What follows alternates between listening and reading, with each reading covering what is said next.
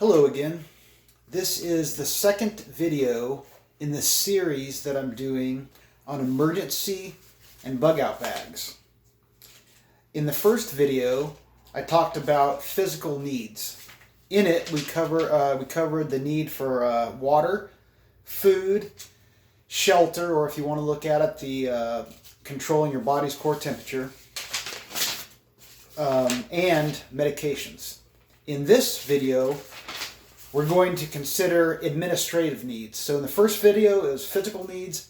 In this one, it's administrative needs.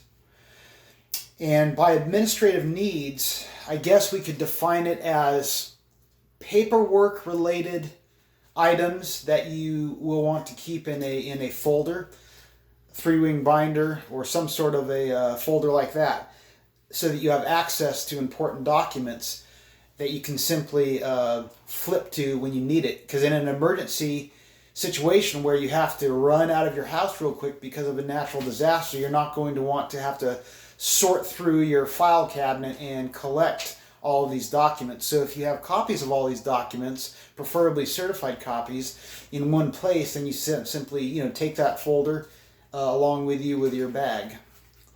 So some of the examples of these documents would be these.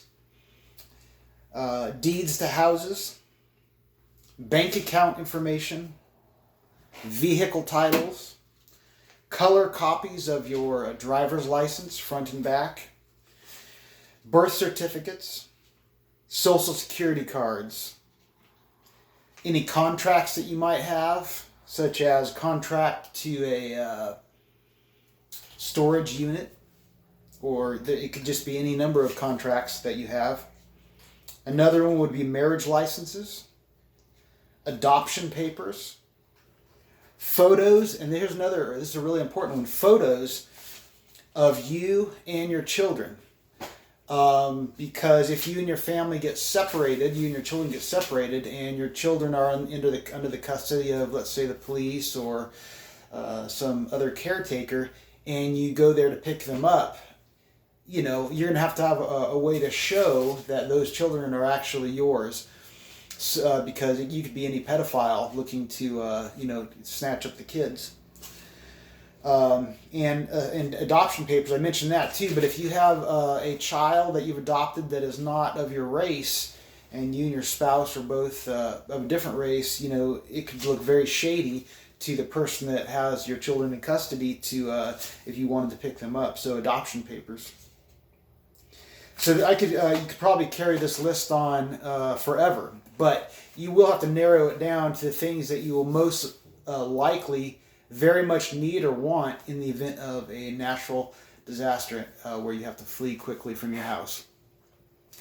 So that's it for this video, and we'll just continue on with this series, and at some point during this series I will kind of hone it down and show you the bag that I have and sort of my system of storage and all that. But right now I'm more or less just setting sort of a background and a backdrop to the things that you need to be thinking of as you prepare for an emergency bag that you're going to use in the case of a natural disaster.